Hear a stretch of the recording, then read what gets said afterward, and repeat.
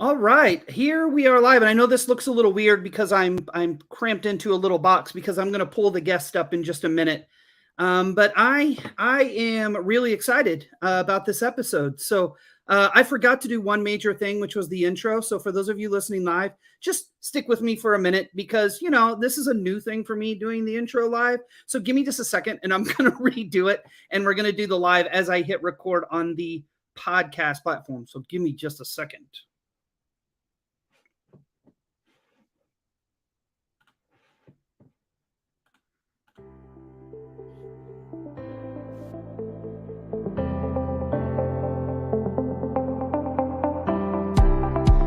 All right, so here we are live. If you are on the social media platforms of the Trauma Informed Educators Network, this is episode number 74, which is really hard for me to believe that we have hit 74 episodes in the last couple of years. And I'm really excited about this episode for a variety of reasons. One, you're going to hear from somebody who, every time we talk, I just feel so motivated, but also we are this close to hitting 150,000 streams.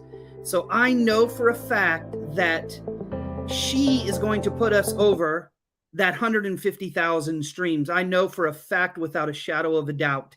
But before we get started, I do have a pretty awesome announcement to make. I am really excited and want to invite you all to join me at the...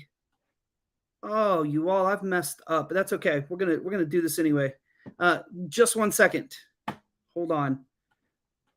Oh my goodness. I'm sorry you all have to listen to this, but we are going to do that again because I forgot to hit record on my own voice. So hold on just a second, you all.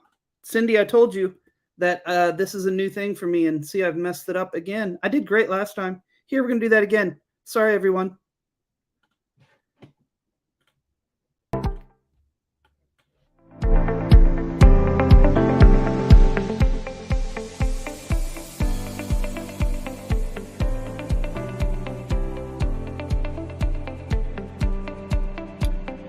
All right, here we are trying this again. My goodness, that did not work either. All right, this is just another failure at this point, you all. I am so sorry. Cindy, I'm so sorry you have to deal with this. The good news is the podcast, you won't even know this. For the people live, just like go take a break for a minute and be like, this guy doesn't have any idea what he's doing, and this is his first time. So I'm going to try this one more time, and we're going to get it right this time. Here we go.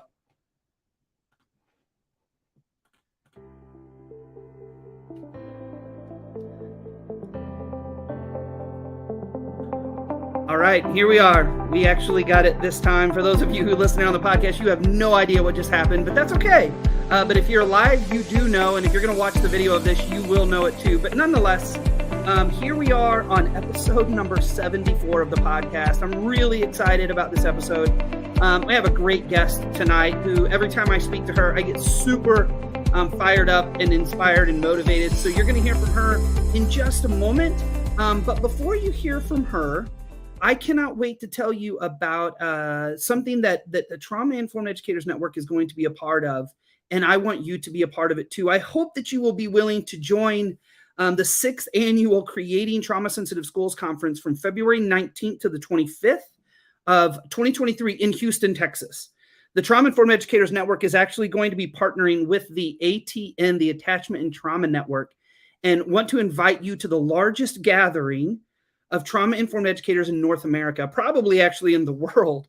The best and the brightest of the movement are going to be there. Many of you have heard on this podcast, including Dr. Lori Desautel, is going to be the keynote opening speaker. Jim Sporletter, who was the first guest on here. Joe Brummer, who was also a guest on here. Melissa Sadin, James Moffitt, and I'll be there. So I hope that you consider. Registration is actually open and purchase orders are welcomed. And there's actually a discount for groups more than 10.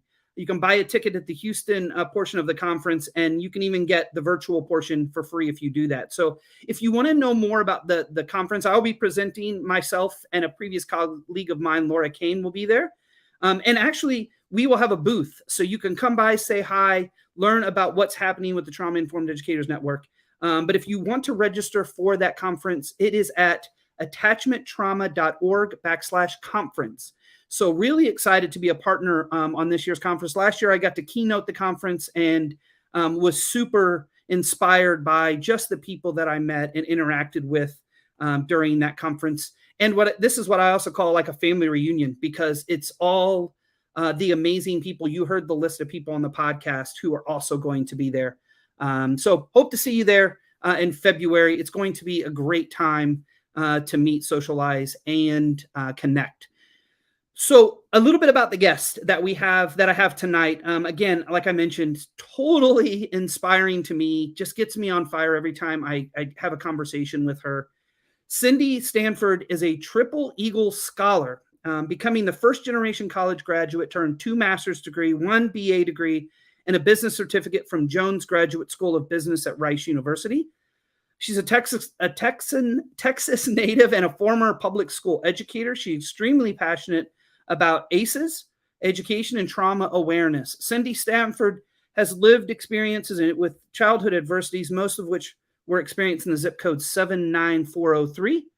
Unaware that her childhood adversities played a role in how she responded to stressors in her career as an educator, relationships, and even parenting, she sought out why. This is why I have so much respect for Cendie, because she examined into herself what the impact of her life experiences had in her role as an educator. And I think many of us need to do that, and we're going to get into that. But 2 decades of experience working in public education sector, Cendie traded in her classroom keys in order to secure a business license to spread the message of ACEs in corners of the world that needed to hear her most. Living with the consequences of childhood wounds for over 4 decades, Cendie took a leap of faith to start ACEs Matter as a not-for-profit organization because she believed everyone deserved access to this science is key. She says, seeing adults who are struggling due to the templates from their childhood and seeing children being reared in similar environments motivate her to work harder at this vision for ACEs Matter. So Cendie, welcome to the podcast. I didn't even read your whole bio. I read the majority of it. You are doing amazing things. So tell us the Cendie story. I'm Cinderella. I'm Cinderella. Cinderella had aces. I think they didn't tell us that as we were reading the story, but I'm the version of Cinderella with aces, and I figured out what I could do about the aces, and in so many words, be like Jesus, like help all the others that just need that information. I'm not going to turn this into church, but that was what it felt like, unpacking the Cendie story. But thank you. Like hearing you read that, I'm like, that was me. That was me. It's really good. Yeah, it's interesting when you have to listen to about your own self, right? And it's like, wait, I did do that. Wow, I have been through that, and wow, now it just reignites that passion and that where that flame continues to burn. Sometimes it's great to connect. So let's have a conversation, because ACEs Matter is something that came out of necessity for you, right? As a adult healing, but also for others. So tell us about ACEs Matter and a little bit more about the background and why you were driven to start such an organization. I like to tell the story that supports the notion that every single person in the world deserves to learn about ACEs.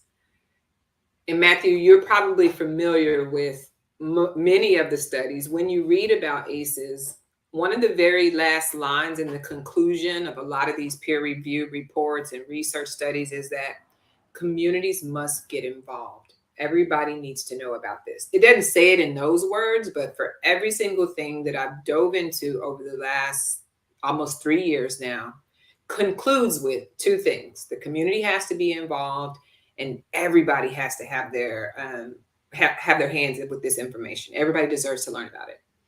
So the story of ACEs Matter started at a copy machine. I was working for a training company, and we were in business to teach educators, and social emotional learning was one of the key things that this company did. And long of the short, Somebody was doing a training. They were going to do an introductory on ACEs with a group of people. And I happened to be at the copy machine, and it was my time to be at the copy machine to make my copies. And the person that was before me left one page on the copy machine, and that one page was the adverse childhood experience quiz. It had 10 questions on it, and I'd never seen it before. That was in February of 2020. So just the hors d'oeuvre of the story of ACEs Matter has everything to do with 2020, which everybody has a memory of that, and a copy machine. I happen to be privileged enough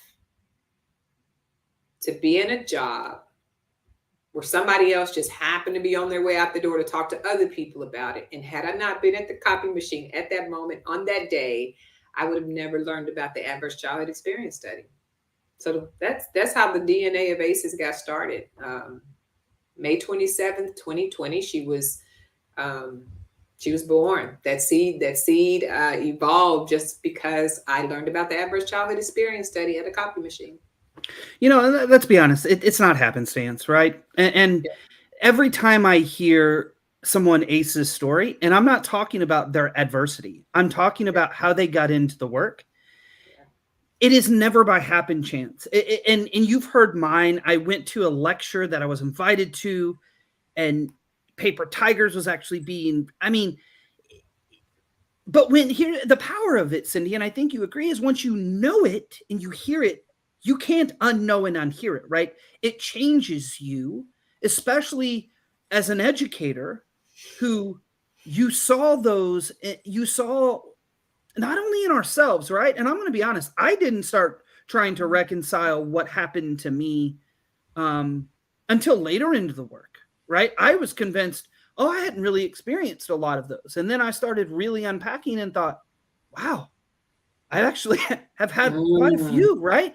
And so sometimes it's easier to do the work for others when we are not doing it for ourselves. And I think I just had a great conversation because I'm potentially in the midst of writing a book, talking about how important this understanding for ourselves is even more important than worrying right now, especially in educators, about others. Because if we don't manage and heal within ourselves, it's projected onto those around us. And that's what you mentioned in your bio. Why was I reacting the way I was reacting? Why was I doing what I was doing?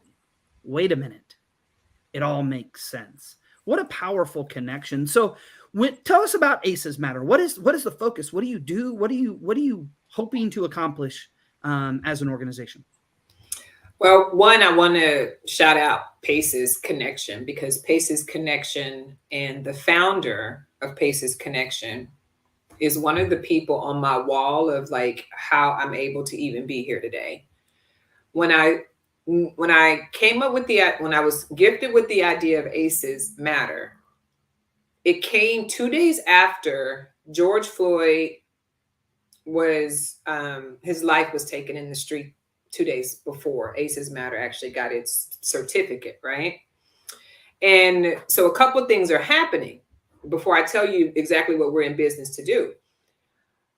I learned about the ACEs at the copy machine. Okay, that was February of 2020. Come May of 2025, you'll remember All Lives Matter, Black Lives Matter, Blue Lives Matter. It was just a lot of division. You remember that? I'm working through my own self at this point, because now I'm without a job and it's COVID and we're stuck in the house with Netflix, and I have not done the healing work. I don't even know what that was about. So as I'm learning about adverse childhood experiences, it was abbreviated ACEs, right? According to the study, I started to notice some of the consequences of ACEs. One of them in particular was like drug use. Okay. While at the same time, I'm watching all the media channels talk about George Floyd and his drug use, Derek Chauvin and his anger issues, and his interaction with people of color. And every hashtag, every internet channel that you could be on was something mattered, All Lives Matter. And it was just a lot of division. So all that to say, the download that came to me the night before I woke up and registered the nonprofit was All Lives Matter, Black Lives Matter, Blue Lives Matter. Had somebody intervene with George and Derek when they were children, their ACEs mattered.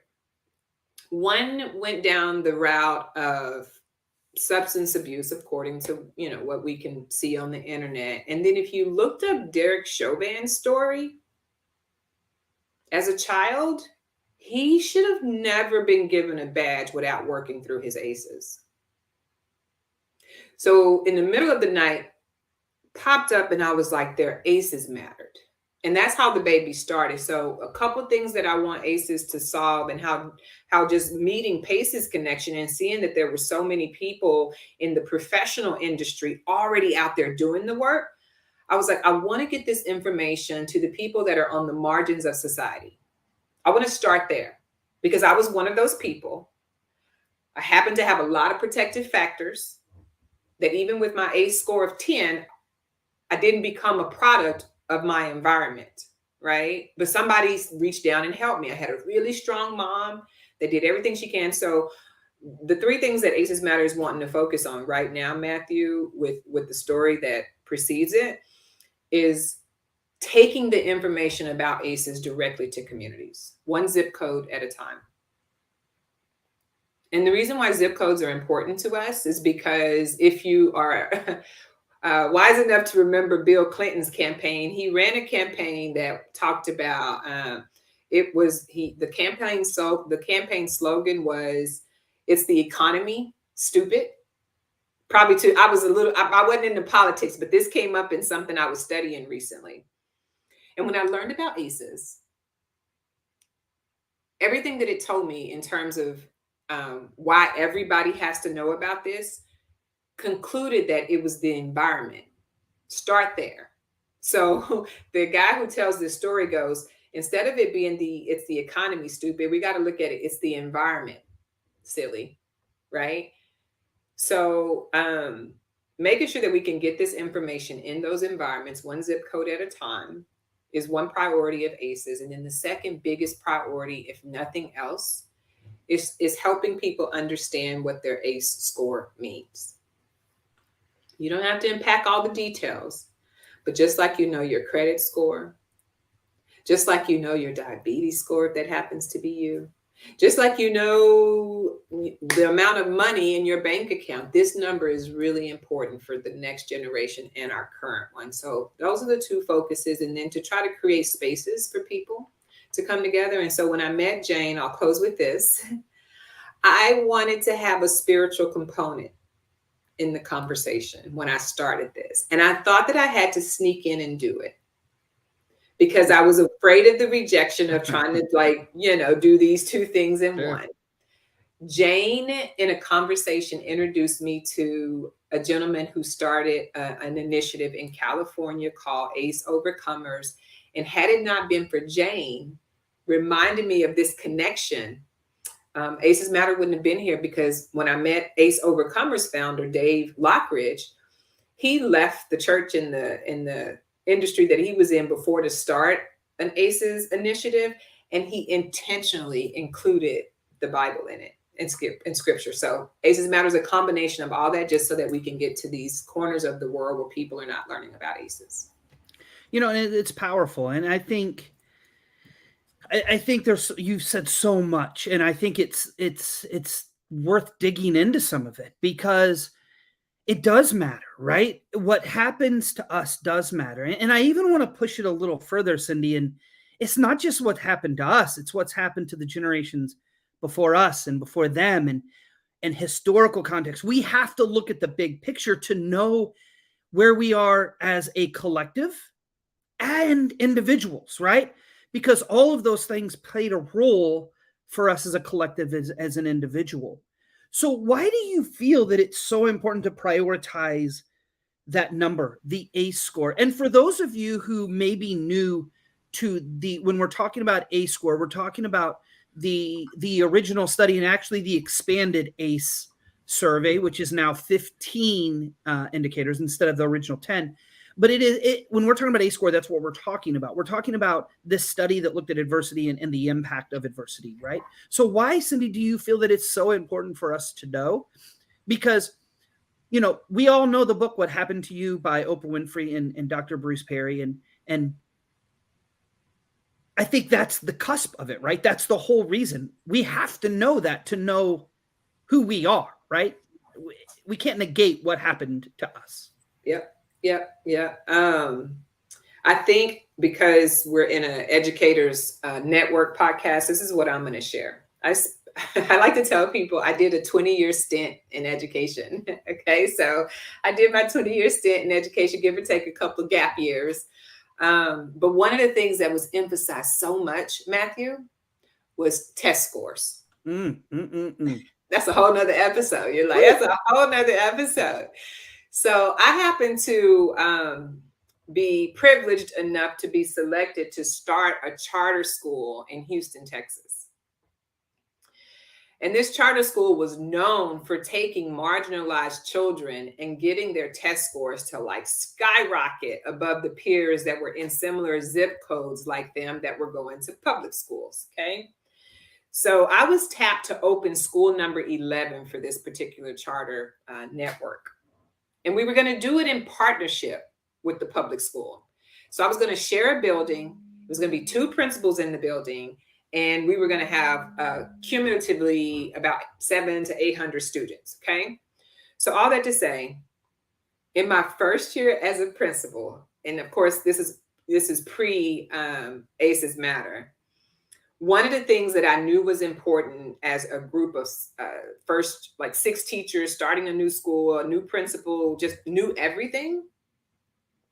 If our success was going to be determined by how well our kids did on this state assessment, then it reminded me that we can only be as strong as the weakest link, right? So even the kids that are in the classes that are getting remedial education, for me, it's one team, one score. And I remember that being our motto in my very first, or maybe it might have been my first or second year. I was like, it's one team, one score. Like, yes, it's great that we do have some kids here that are gifted and talented, and we don't have to necessarily worry about them as much, right? But if our success is going to be determined just by those kids, then we're not doing a service to every kid and every parent that has brought their children. So for ACEs, the reason why I think the score is important, just as important as anything, this tells us at a community level, the belief systems and the experiences that will influence the people raising our children, the people teaching our children. Right. And so I really emphasize the importance of people becoming aware of ACEs. The first thing is just knowing your number. Stop there if it's too much. But step 1 is knowing your number. Absolutely. And I think I want to make sure that those listening are clear. We're not talking about giving the ACE study assessment to students, right? No. We're talking about our own individual selves. And I think it's really important, and we don't talk about this enough. And I have to give a shout out to ESDAC out of Kansas, because they're doing this work with educators, where they're taking educators through their own life experiences to let them know what's happening within them as an individual and how that translates to their role as an educator and in the classroom. This is the next shift that has to happen in education. We as educators have to understand that what happened to us in the past comes out in the present, right? And we also have to understand that what happens to kids also comes out in the present. This isn't just about the students. It's about us as individuals, right? And as important, and I've said it on this podcast, and I'll say it again, and I'll say it 1,000 times. If I hear systems and structures telling teachers they just need to self-care more, I might end up punching the computer screen. Not really, because I'll do some breathing before I would ever do that. But again, it's about collective work, right? It's about collective healing. We have to operate in what Fall Hamilton we coined in my second year as principal, pre-forgiveness, where we pre-forgave each other as adults because we knew we were all dealing with stuff. And if somebody popped off, I wasn't getting offended. I was going to ask them if they were okay. Hey, that isn't like the normal operating system. So what's going on, right? And I think that is the key to this, right? We have to be aware enough of ourselves and aware enough that everybody is dealing with mess to be able to pre-forgive in some spaces and in our classrooms and with our colleagues. You know, Cendie, as well as I do, man, sometimes teachers can be cutthroat with their colleagues, right? Like, I've heard 1,000 times, they're grown, they have degrees, they need to get it together. I might have said that before too. I'm not going to lie. And I had to step back and go, whoa, whoa, whoa, whoa. Right. But it is that collective space of like, hold on a minute now. We've got to have that. We have to have that connection to each other, just like our kids have to have the connections to each other and to us. What are your thoughts on that? My thoughts are, that was deep, Matthew. And what came up for me as you were walking through that is in the movie Resilience, the one by Redford, Resilience, the biology of stress, for those people that have seen it.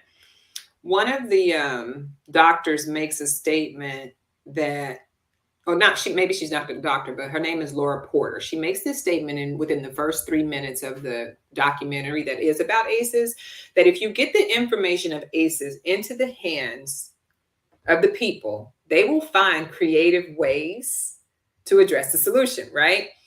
So Lourdes Alvarez-Ortiz, Dr. Lourdes Alvarez-Ortiz, I'm shouting her out. She and Jesse Graham and myself, Tiffany West and Sophia, we are all a part of this group called the Connection Committee. The 5 of us meet once a week to try to figure out how can we creatively take this information to anybody that has never heard about it. So what it means to me when I hear you talking about doing the inner work, we've created a community of strangers, us, the Connection Committee, right? We've come together and now we feel like family. You know why, Matt? Because we both, all 5 of us, I'm sorry, not both, all 5 of us realize that the work starts with us first. And we have an accountability system in our group. But we started off as strangers. And I think the way the universe or multiverse, however you want to look at it, is giving us access to this information. Going back to ACEs Matter and even just my experience in the school, we were getting a lot of information, all kind of trainings. School was spending a lot of money sending us off to trainings, and it was good. But guess what? It only works if you know what role you're playing in the problem. And as a principal, I mean, I was 42 years old before I realized the depth of the role that I played in the problem. And by that time, I was 18 years out. Well, not 18. I was about 10 years out of the position, right? And so I say all that to say and put a bow on it is that when the Connection Committee and we're meeting, trying to figure out, we're just little people, trying to do our little part in the world with educators, with parents. Jesse Graham just became a trauma-informed real estate agent, like all different kind of ways to get to people, right? Information gives you something to think about, but connection gives you something to live for. And podcast does that. The Connection Community does that. Like, we're creating these communities for people to feel connected. And so I'll say that. And Dr. Bruce Perry says connection is the antidote to trauma and stress, right? It's the antidote.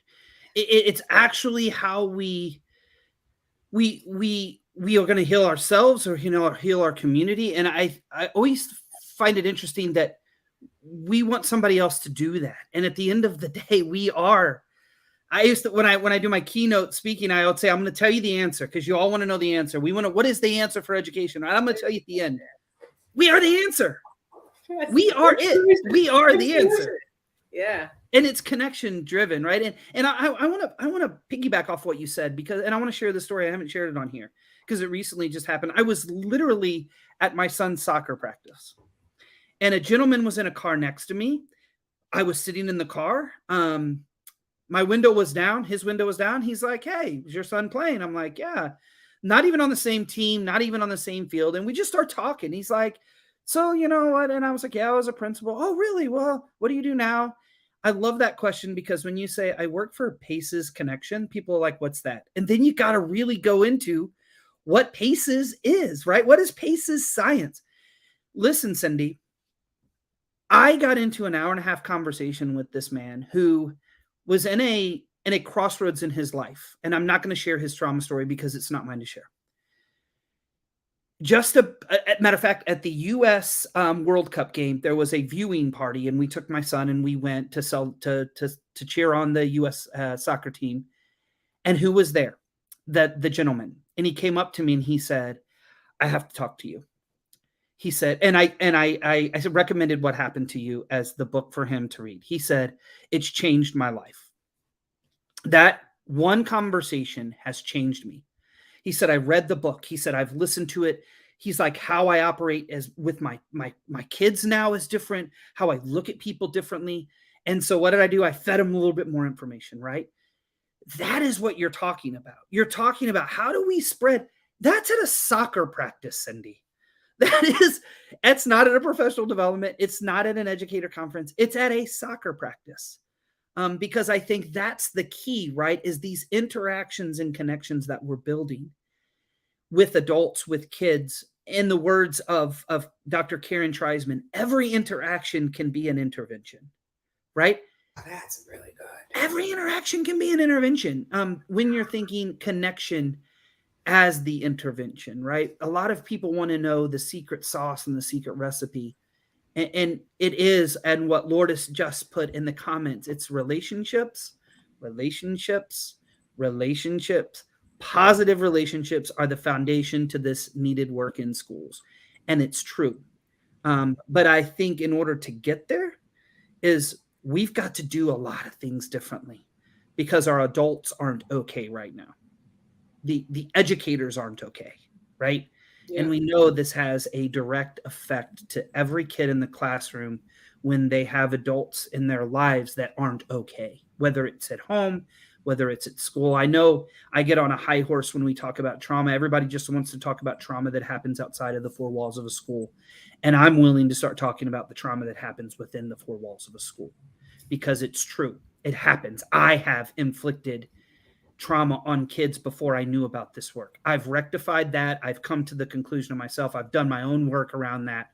But we have to start having these honest and open conversations that trauma isn't something that just happens outside of the school because we then don't take the responsibility for our own impact that we can have that may not be positive all of the time.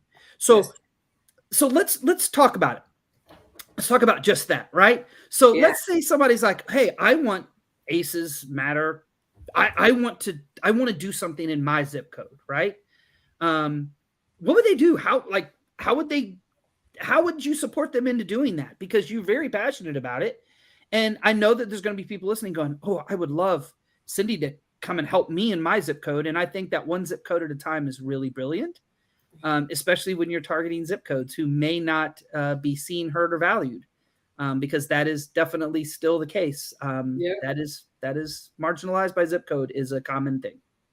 Yeah, we're giving the information away, and I'm gonna be biblical for a minute. I think it's probably more so in the Old Testament than anything, but there's so many scriptures that talk about people always want a leader, like. Show me how to do it for us, like be the leader. And so knowing that we need to create a system where people can feel like they can lead themselves, that is you and I being the change that we want to see, which is Jessie's quote that she uses all the time. I think when people want to work with ACEs Matter, I had to throw that particular off-topic plug in. I do believe in like taking the horse to the water. But then, the old adage says you can't force them to drink. Here we are expecting adults to know how to fill the pail. That costs. Mm-hmm. It costs to know how to manage your day. Mm-hmm. Or you need an environment of people around you that are managing your day. So now you can teach your children how to be on a schedule. So when people want ACEs Matter to come do the work, yes, I'm going to walk you to the water just so that it's familiar. Okay. But you may need me to show you how to fill that pail. You may need me to show you a website that allows you to at least start with your score. We're going to at least do that, okay? Well, you can keep it confidential, or you can put your information in there if you plan on doing something about it within the next 6 months. So I'll tell you what that particular strategy has gotten me so far, Matthew, is now we do awareness parties. I just had one last night. And we had people from UK checking in. We had people from California, from Florida. And then the week before we even had somebody from Australia come to check in, right? So doing the awareness parties is one thing that if somebody was interested, because again, remember, we're trying to take this information to you. We don't expect you to go down the rabbit hole right now, because you do have a lot going on in your environment that may keep you from being able to focus on this. So that's what I mean when I say we walk people to the water, but we may help them, which may be not very receptive to some people, thinking people should just pull themselves up by the bootstraps. As a matter doesn't necessarily believe in that. And so we want to walk with parents and people who have access to children under the age of 18. We want to walk you as far as you need to be walked. And if we are not the people that can help you get to a regulated nervous system, then it is our responsibility to make sure that we have partners and other service providers that we can refer you to. So we don't ever want to leave anybody hanging, because again, I'm going to go back to America is only as strong as its weakest link. And some of our weakest are weak because of their childhood. That is not fair. Once an adult, twice a child. And I think it's our responsibility. So if people want to work with us, know your score, start there.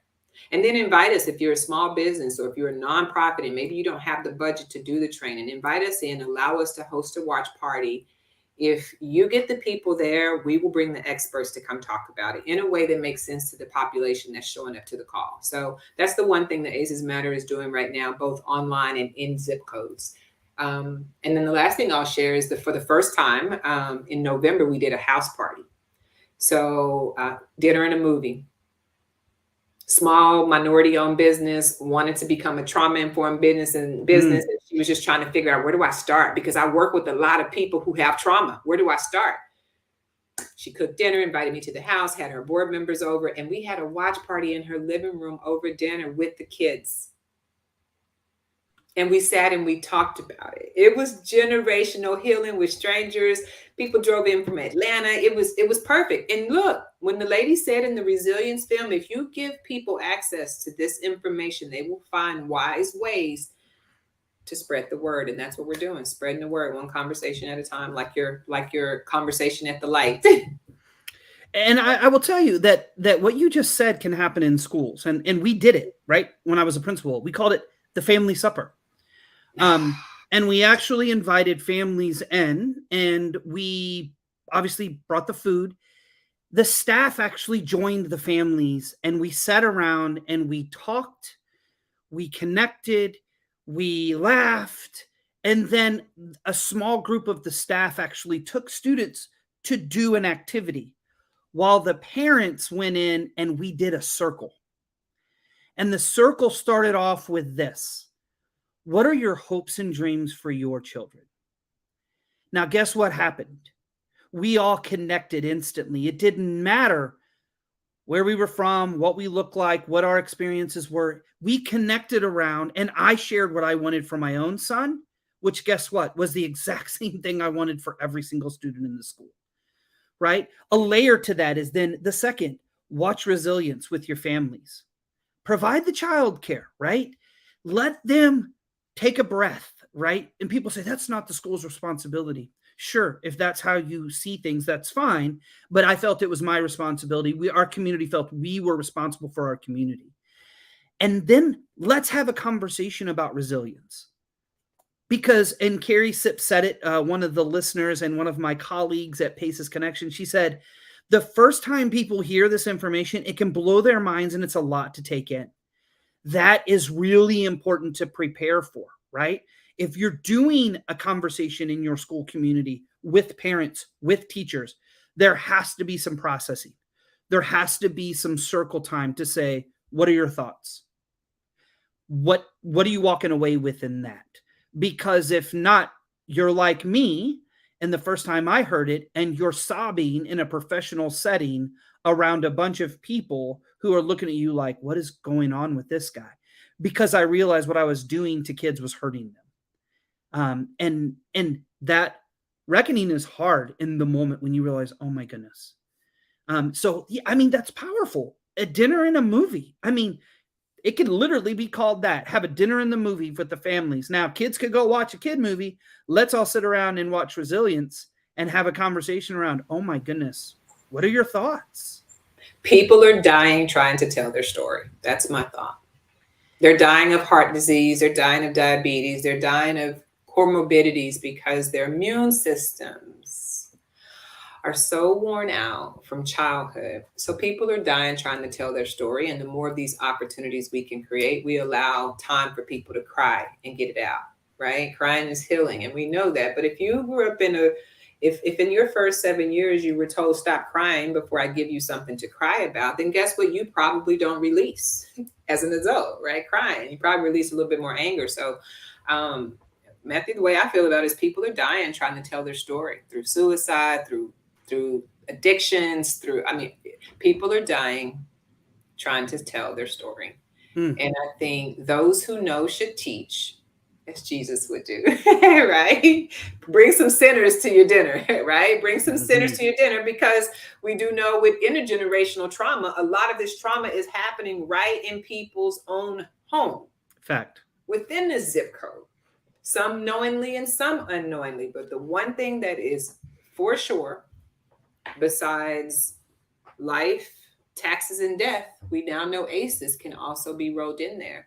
So if we know if it's going to be life, ACEs, taxes, and death, probably in that order, then as a community, we need to be ready to receive these children, these young adults, when they leave home. If people can't hear us now, then I think every community's focus should be on programs to help these children once they do get out of the home of the adult that did not have the capacity to take the time or the strength or the hope or the wherewithal to show up to get this information for their children. Then we need to be ready to receive them, because they are coming. And if we can build prisons and welfare systems in preparation for these people with high ACE scores, can't we do the same thing for healing communities? And I think that's what you and I are trying to figure out. And obviously teachers, oh my goodness, they are frontline. They are the other frontline workers, because we know the template. You show somebody a child's first 7 years, and you're most likely going to see that adult that they're going to become. How powerful! That's a superpower. To have access to kids between that age, that is a superpower. So all the attention should be on making sure that these adults have help and support systems, because that's when you know a community is really, you follow the money. Right? I don't want to go down that rabbit hole, but again, if they can, if our system or whatever can build prisons and welfare systems to receive people with ACEs, I think community healing can do the same thing.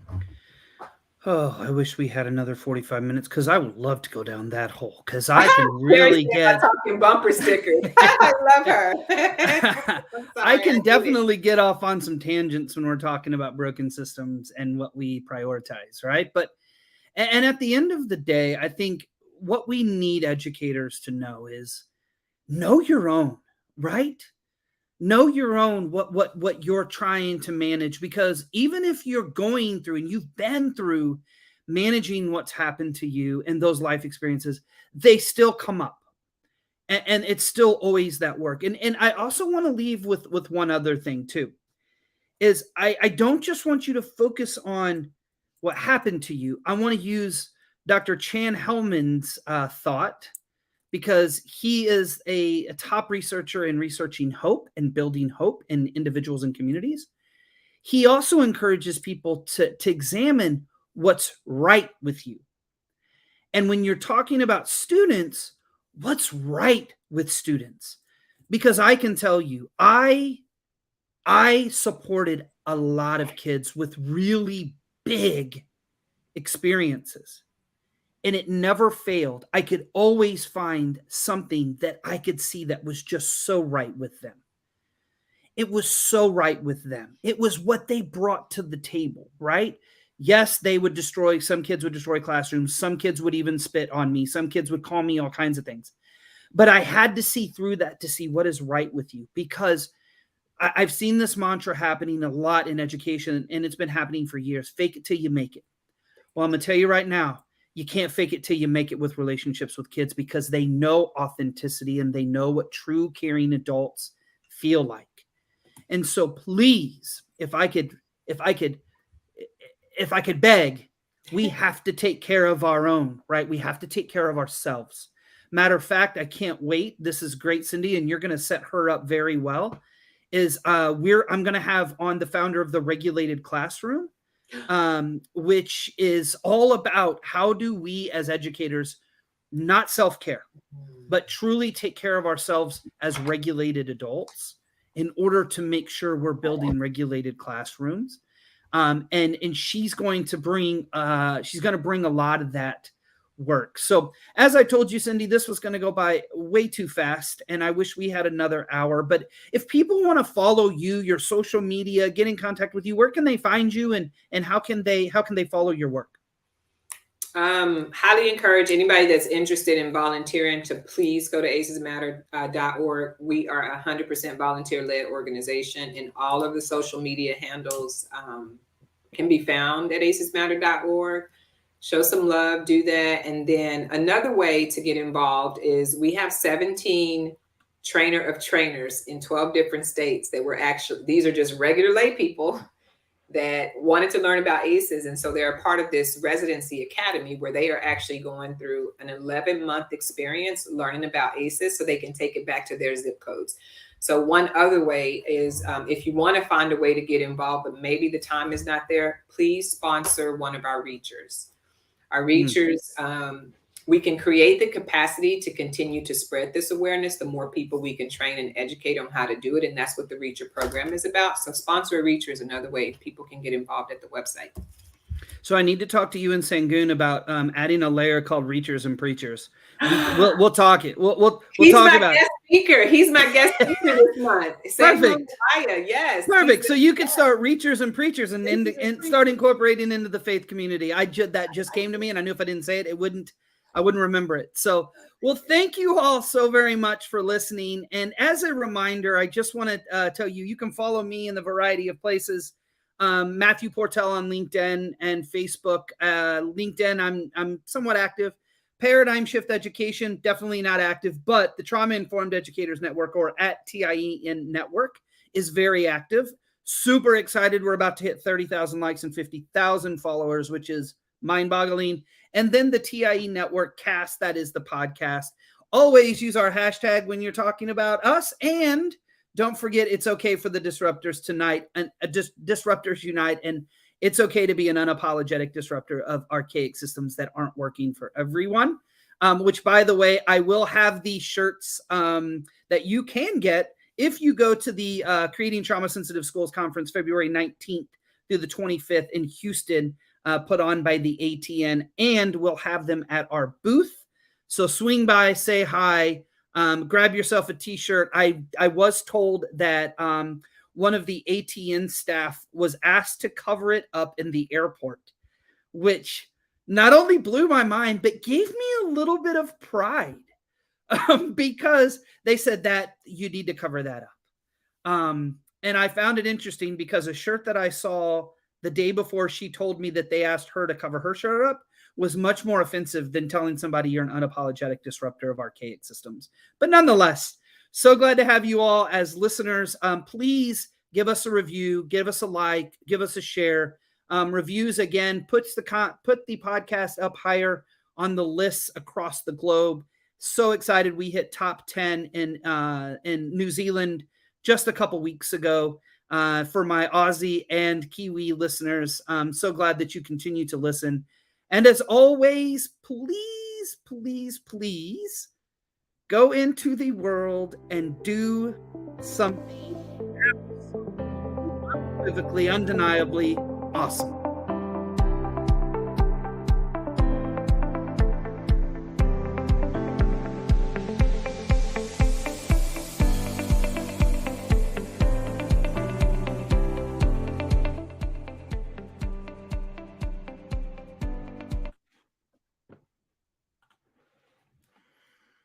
All right, for those of you listening live, thank you for being here. Much appreciated. We'll be back. Matter of fact, I'm booked all the way till the middle of January every single week. And so we'll be back next week. And I think it is with the regulated classroom. Cendie, thank you. If you stay on just 1 minute, we will connect.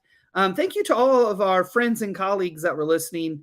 Lourdes and Jesse and Carrie, thanks for being here. Really appreciate your interactions. And yeah, see y'all next week.